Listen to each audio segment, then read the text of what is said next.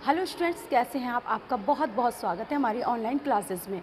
जैसा कि आप जानते हैं स्टूडेंट्स कि हमने हमारा PT1 का सिलेबस लगभग कंप्लीट कर लिया है। तो आपने देखा कि हमने PT1 के सिलेबस के लिए क्या क्या चैप्टर पढ़े थे।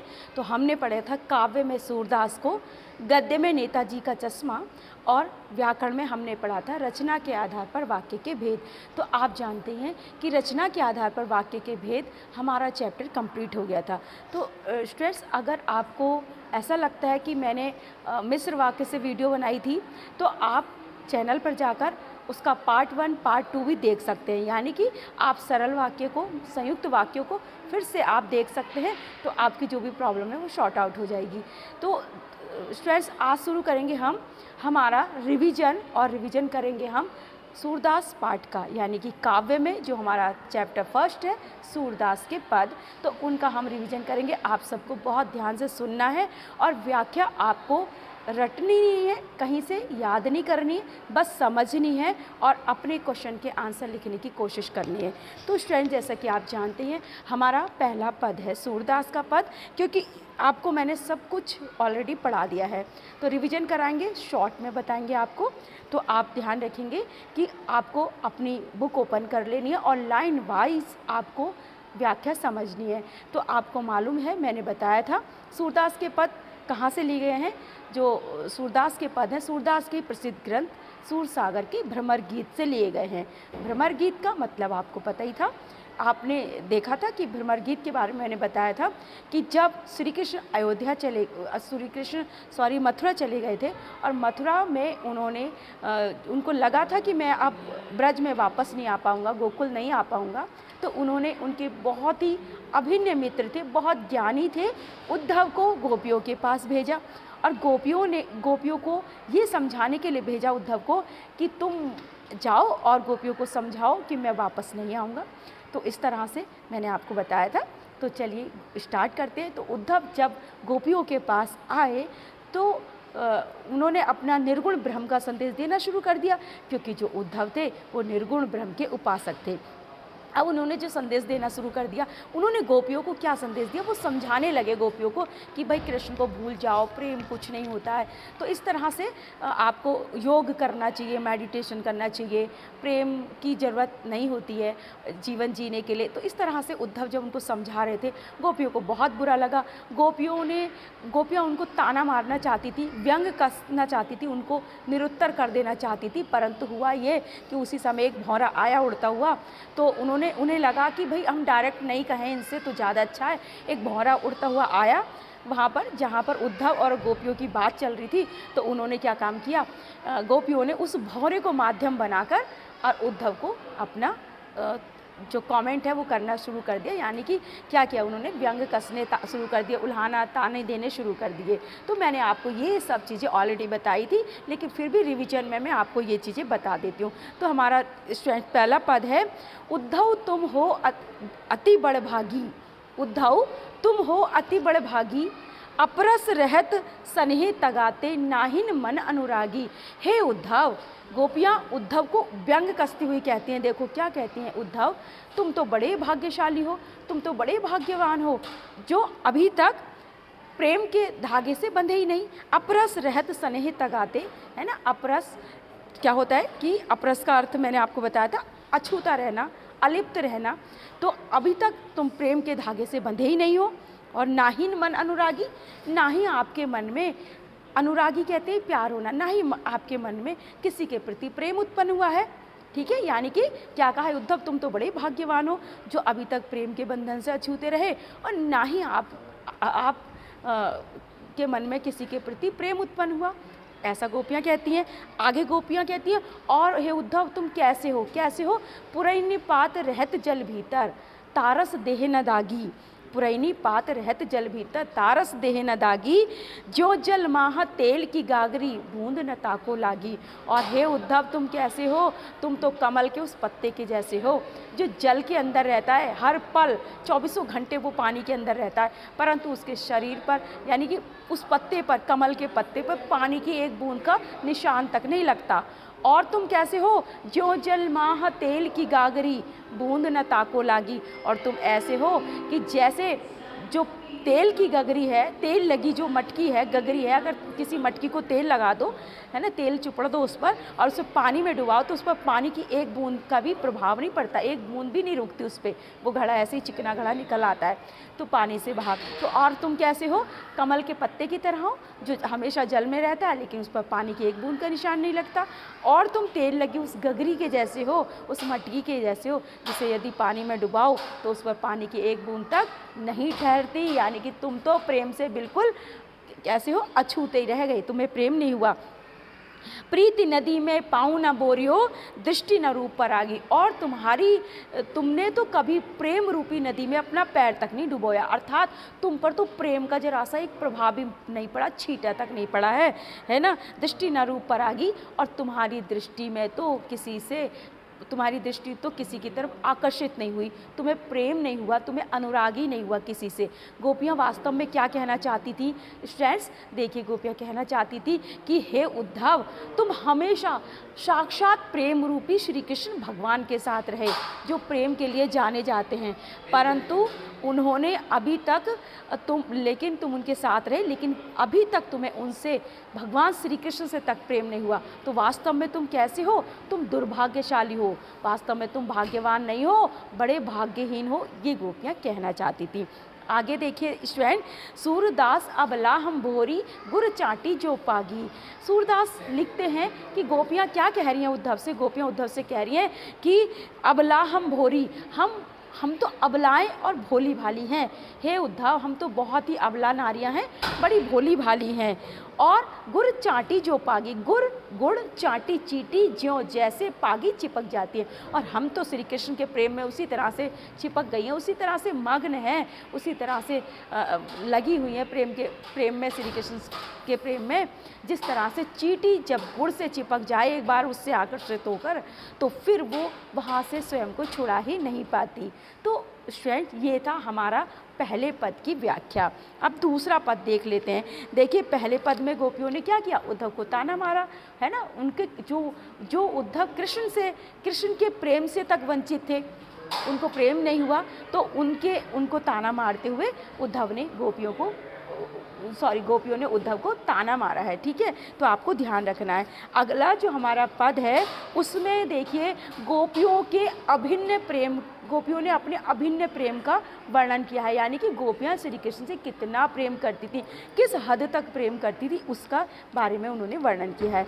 तो गोपियाँ कहती हैं मन की मन ही मांझ रही, मन की मन ही मांझ रही, यानी कि गोपियाँ कहती हैं हे उद्धव, हमारी जो मन की अभिलाषाएं थी, जो मन की इच्छाएं थी, वो हमारे मन में ही रह गई हैं। मन की जितनी भी बातें थी हमारी मन में रह गई।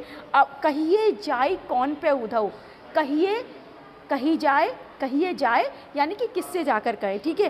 कौन कहिए जाए, कैसे कहें, कौन पे उद्धव, किससे जाकर कहें, हे उद्धव अब हम किससे जाकर कहें, ना ही परत कही और हमसे कुछ कहा भी नहीं जा रहा। यानी कि कृष्ण के प्रेम में हमारी ऐसी दशा हो गई है कि अब हमारे मन की जो बातें हैं वो मन में रह गई, अब हम किससे जाकर कहें और हमसे कुछ कहा भी नहीं जाता। अवधि आधार आस आवन की तन मन बिथा सही। अवधि आधार, अवधि समय, आधार होता है सहारा, संबल, इसको भी संबल कहते हैं यानी कि सहारा, और आस उम्मीद, आवन की आने की। अब तक तो हमें कृष्ण के आने की उम्मीद का सहारा था, उसका भरोसा था, कृष्ण के आने के समय का भरोसा था। तन मन बिथा सही, बिथा मतलब व्यथा, मैंने आपको सब कुछ ऑलरेडी बताया हुआ है, आपको लिखवाया भी है। तो बिथा व्यथा यानी कि दुख। अब तक तो हमें श्री कृष्ण के आने की उम्मीद का सहारा था, इसलिए हमने अपने तन मन के दुख को सह लिया। अब इन जोग संदेशनी सुनी सुनी ब्रहनी बिरह दही। दही का मतलब है बढ़ जाना, अत्यधिक बढ़ जाना, है ना। तो क्या है, अब इन जोग संदेशनी सुन सुनी, अब तुम्हारे इन योग के संदेशों को सुन सुनकर ब्रहिणी ब्रह दही, हम ब्रहणियों की ब्रह रूपी अग्नि और भी ज़्यादा बढ़ गई। अर्थात हमारा ब्रह, हमारा दुख जो पहले से था, हम ऑलरेडी दुखी थी, अब हमारा दुख और भी ज़्यादा बढ़ गया है। कैसे बढ़ गया स्टूडेंट्स, गोपियों को क्या लगा कि हम ऑलरेडी दुख में थी, वो कृष्ण से बिछड़कर उनके प्रेम के दुख में हम जी रही थी, कैसे न कैसे हम जी रही थी। है ना। लेकिन अब उद्धव के योग के संदेश को सुनकर, उद्धव का योग संदेश सुनकर हम गृहिणियों की, यानी कि हम विरह में जलने वाली गोपियों की जो दशा है, जो दुर्दशा है, वो और ज़्यादा होने लगी। यानी कि हमारी विरह रूपी अग्नि और भी अधिक बढ़ गई। जिस तरह से, कैसे बढ़ गई? जिस तरह से देखिए कोई आग जलती हो और उसमें घी डाल दो तो वो आग और भी ज़्यादा जलने लगती है। उसी तरह से ऑलरेडी वो विरह रूपी अग्नि में जल रही थी, विरह था, उनको दुख था कृष्ण से बिछड़ने का। अब उद्धव का योग संदेश सुनकर उनका विरह और भी अधिक बढ़ गया। तब वो कहती हैं गोपियाँ कि अब इन योग संदेश सुनी सुनी विरहिनी विरह दही। अब तुम्हारे इन योग के संदेश को सुनकर उद्धव, हमारी विरह रूपी अग्नि और भी अधिक बढ़ गई है। चाहती हुती गुहार जितहिते उतते धार बही। अब हम चाहती हैं गुहारना, पुकारना। अब हम जिसे पुकारना चाहती हैं, अब हम अपनी रक्षा के लिए जिसे पुकारना चाहती हैं, उनके कहने का मतलब है कि हे उद्धव, हम अपनी इस विरह से रक्षा के लिए आपको पुकारना चाहती हैं। तो वो क्या कर रहे हैं? उतते धार बही। उतते धार बही, धार बही का मतलब योग की प्रबल धारा आना। तुम तो स्वयं हमें योग का ज्ञान दे रहे हो, है ना। अब हम अपनी रक्षा के लिए तुम्हें पुकारना भी चाहते हैं, तुम्हारे माध्यम से हम कृष्ण को पुकारना भी चाहते हैं या तुम्हें पुकारना चाहते हैं। तो तुम क्या कर रहे हो? तुम तो स्वयं हमें योग का संदेश दे रहे हो, योग का ज्ञान बांट रहे हो, तो भला अब हम क्या करें? आगे गोपियाँ, सूरदास क्या लिखते हैं? गोपियाँ कहती हैं, अब धीर धरही क्यों मर्यादा ना लही। हे उद्धव, अब हम कैसे धैर्य धारण करें? कृष्ण ने तो अपने प्रेम की मर्यादा ही नहीं रखी, और प्रेम की मर्यादा है प्रेम के बदले प्रेम देना। परंतु आप जानते हैं, है ना, कृष्ण ने प्रेम की मर्यादा नहीं रखी। कहने का मतलब ये है कि उद्धव को भेजा उन्होंने गोपियों के पास, जाओ उनसे कहो मुझे भूल जाएं, गोपियाँ मुझे भूल जाएं, मुझसे प्रेम ना करें, योग करें, है ना। तो इस तरह से उन्होंने जो योग का संदेश भेज दिया, परंतु खुद नहीं आए।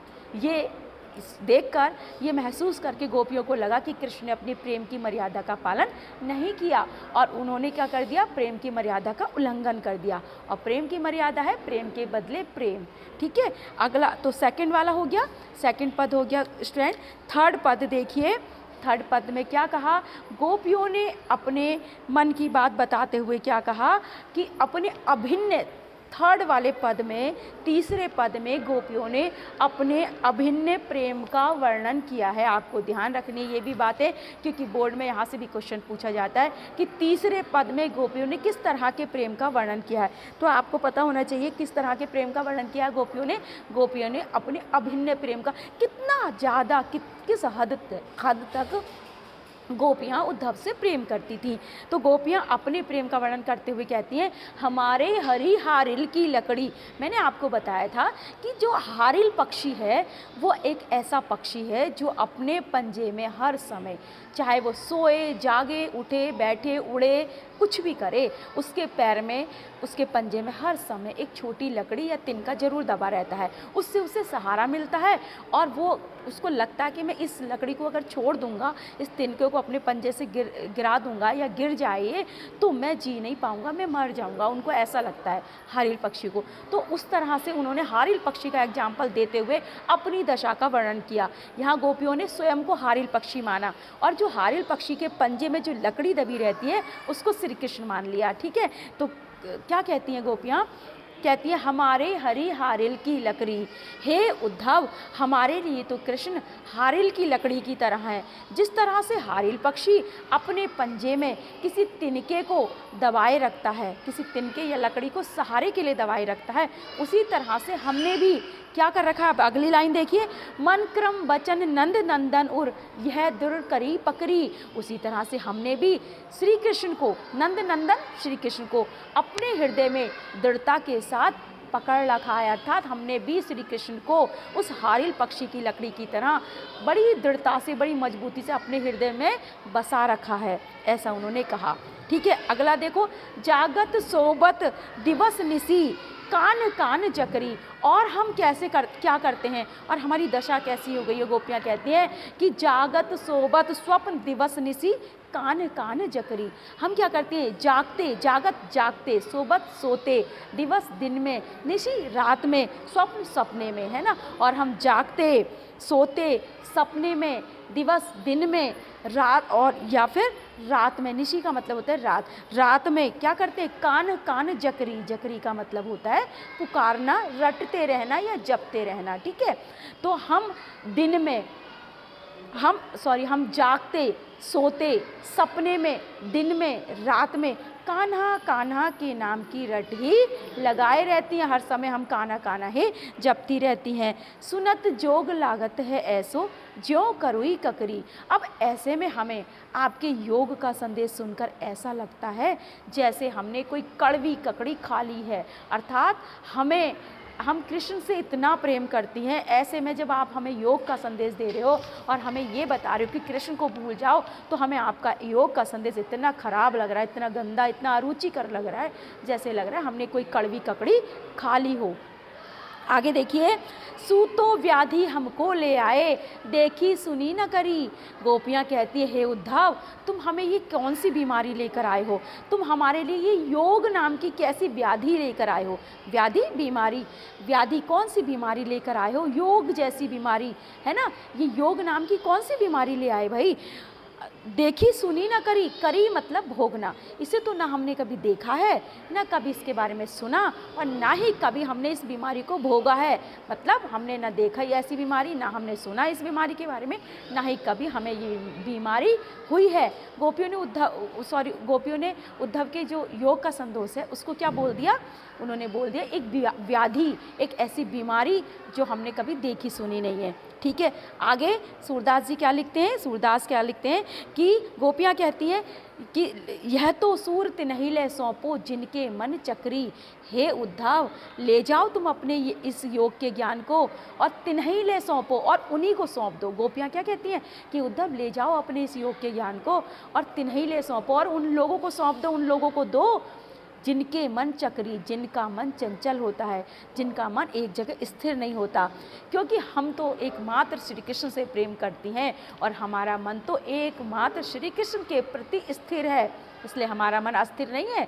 हमें तुम्हारी योग के ज्ञान की कोई आवश्यकता नहीं है, आप ले जाएं अपना इस योग के ज्ञान को और श्री कृष्ण और किसे दे दें, ऐसे लोगों को दे दें जिनका मन चंचल है। क्योंकि योग का ज्ञान उन लोगों के लिए आवश्यक होता है जिनका मन स्थिर नहीं रहता, चंचल रहता है। तो गोपियों ने कहा हमें नहीं ज़रूरत है इनकी, क्योंकि हम तो स्थिर हैं, हम तो एकमात्र श्री कृष्ण से प्रेम करते हैं। तो स्टूडेंट, ये था तीसरे पद की व्याख्या।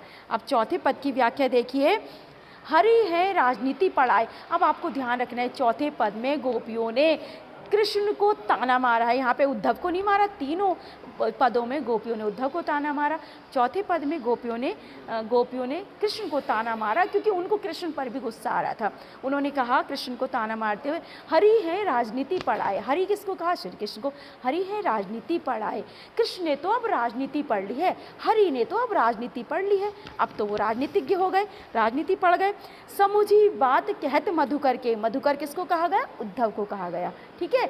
मधुकर भौरे को कहते हैं, लेकिन यहाँ मधुकर वैसे भौरे को बोलते हैं, लेकिन यहाँ पर उन्होंने उद्धव को, जो मधुकर का प्रतीक है वो उद्धव है, ठीक है, यानी कि उद्धव को भौरा ही कहा है उन्होंने, भौरे की तरह कहा है। तो उनकी तुलना, भौरे की तुलना किससे कर दी, उद्धव से कर दी। समुझी बात कहत मधुकर के समाचार सब पाए। हे उद्धव, अब हम समुझी बात कहत मधुकर के, हे मधुकर, हे उद्धव, अब हम तुम्हारे द्वारा कही गई सारी बातों को समझ गई हैं और हमने सारे के सारे समाचार भी पा लिए हैं। उद्धव, तुम्हारे द्वारा कही गई सारी बातें, कृष्ण के सारे समाचार अब हमें मिल चुके हैं। एक अति चतुर होते पहले ही, एक तो वो पहले से ही बहुत चतुर थे। कौन, श्री कृष्ण। कह रहे हैं, क्या कहती हैं गोपियाँ, उद्धव से कहती हैं, एक तो श्री कृष्ण पहले से ही बहुत अधिक चतुर थे, चालाक थे।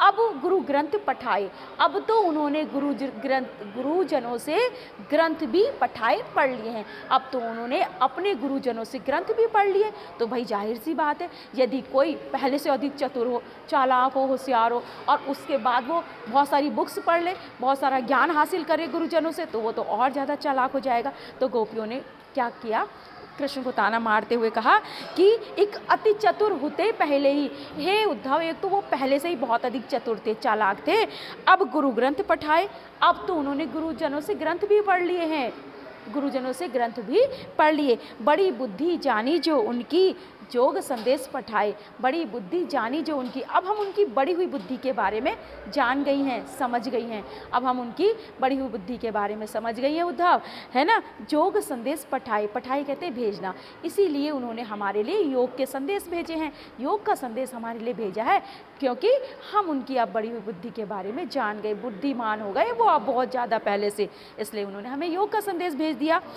अब आगे गोपियाँ क्या कहती हैं, भले उद्धव भले लोग आगे आगे के परहित डोलत धाय। हे उद्धव, आगे के कहते हैं पहले, है ना, भले लोग यानी कि बहुत अच्छे थे, है ना, डोलत धाय डोलते रहते हैं, घूमते रहते हैं। हे उद्धव, पहले कृष्ण बहुत अच्छे थे, बहुत अच्छे थे और दूसरों की भलाई के लिए घूमते रहते थे। अब अपने मन फेर पाहिए चले जो होती चुराई। अब हम अपना मन फिर से वापस पा लेंगे जिसे श्री कृष्ण चुरा कर ले गए थे। क्या, चलत जू होते चुराए, मतलब हे उद्धव, अब हम अपना मन श्री कृष्ण से वापस ले लेंगे, क्योंकि गोपियों को अब बुरा लग रहा था, बहुत दुख हो रहा था उन्हें कि कृष्ण को हमने अपना दिल दे दिया, अपना मन दे दिया और वो तो उसे चुरा के ले गए, है ना। अब वो बदल गए तो हम भी अपना मन वापस ले लेंगे, हम भी अपने मन को बदल लेंगी। तो क्या कहती हैं गोपियाँ कि अब अपने मन फेर पाइए चले जो होते चुराए। अब हम अपना मन फिर से वापस पा लेंगी जिसे श्री कृष्ण चुरा कर ले गए थे। अब आगे गोपियाँ समझ नहीं पा रही हैं, क्या कह रही हैं, ते क्यों अनीति करे आपुन जे और अनीति छुड़ाए। पर हमें ये समझ में नहीं आ रहा, अनीति मतलब अन्याय, कि वो ते वे स्वयं क्यों अन्याय कर रहे हैं। पर पता नहीं उद्धव, हमें ये समझ नहीं आ रहा कि श्री कृष्ण स्वयं क्यों अन्याय कर रहे हैं। जे और अनीति छुड़ाए, जिन्होंने औरों को अन्याय करने से रोका। वो हम गोपियाँ क्या कह रही हैं, हम समझ नहीं पा रहे कि वो स्वयं क्यों अन्याय कर रहे हैं जिन्होंने औरों को अन्याय करने से रोका।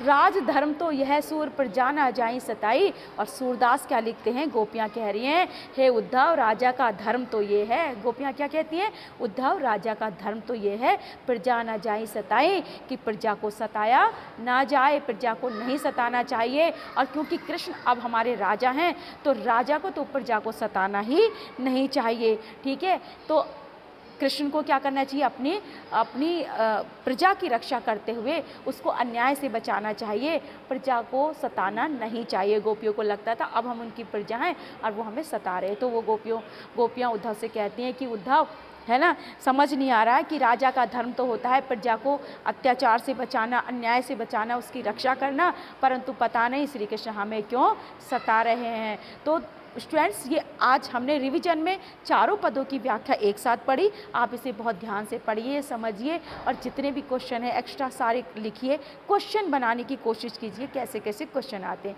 क्लास में मैं आपको बताऊंगी कि किस किस तरह के क्वेश्चन आते हैं।